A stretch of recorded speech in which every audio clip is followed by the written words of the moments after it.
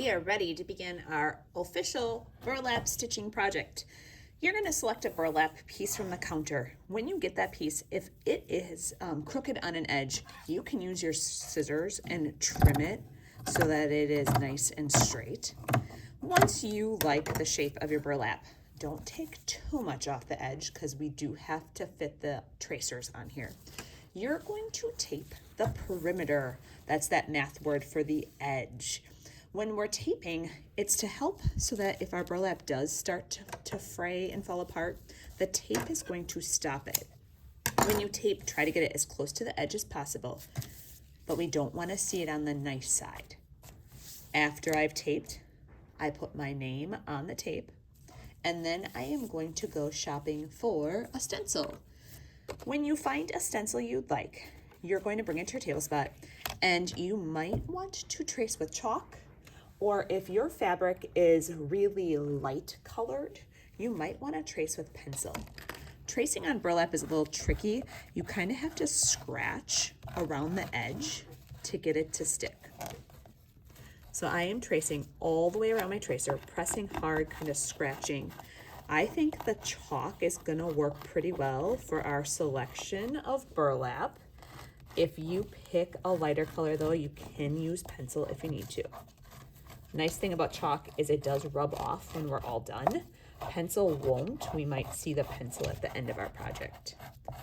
All right, I would return that tracer just in case somebody else wants to use it. And then you get to go to the yarn store. At the yarn store, you're gonna start with an arm stretch of yarn. I'm going to put my needle onto my yarn. So remember, if you do the loop trick or you try to put it through the needle and it's not working, there's little pieces of paper at the yarn station to fold your tail around, and then the crease of that paper fits through your needle and you can pinch and pull it through. However you get your yarn on your needle, we have to double knot it. 1, 2, and then remember we talked about our burlap, our fabric as a pool. You can start anywhere on the back side under the water of the pool. Our needle pulls up and we're gonna pull that tail all the way through until we have just a little bit on the back. I'm gonna tape that tail and I'm gonna try to tape on the edge of my fabric. Just makes my stitching a little bit easier. When I stitch, you can start with the running stitch where you go down and pull. Leave a space and you can come up and pull. The running stitch is the dotted line, down and up. Whatever stitch you outline with, I would outline the whole stencil with that same stitch. Remember, if you use the dotted line stitch, you can do that little fast hack where I go down and up with my needle a couple times.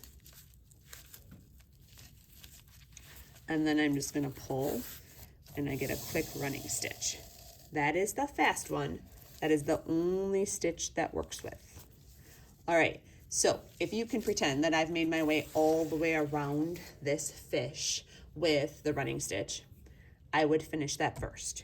When you are done with the running stitch, you can choose to keep that same yarn color, or if you wanna switch yarn colors, you're going to cut it off in the back, leave a tail, tape that tail around the edge.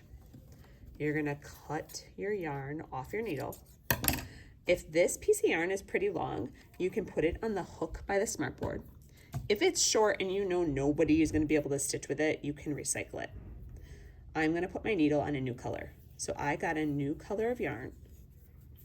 I picked an arm stretch because I know I'm going to use this yarn color probably for the rest of my project. I know in my project I have to have that straight line stitch. So if you just want to stitch a design, you can. If it helps you to kind of have a plan, like maybe inside the fins, I'm going to have 2 lines. You can draw that on your fabric. So I start from the back always. I pull. I'm gonna tape that tail close to the edge. I want to show you the back stitch to help you remember. I'm going to go down just like my first stitch. I'm going to leave a space and come up. Here's where it changes.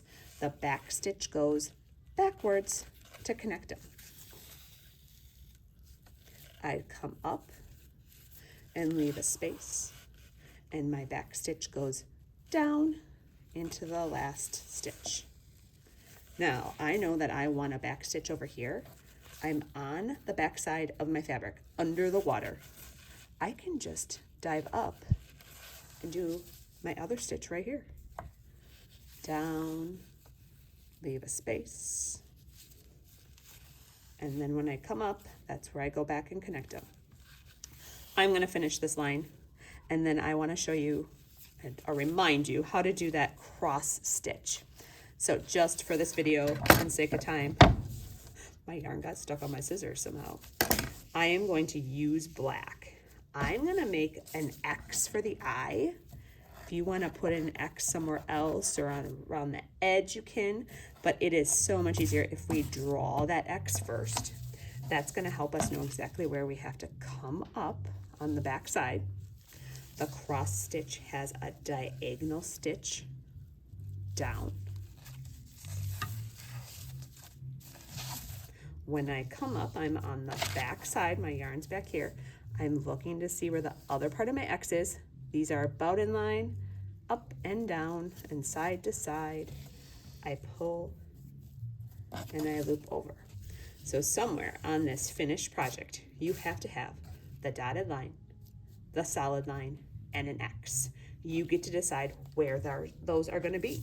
Whenever you finish with a piece of yarn, you always cut and tape it to the back edge.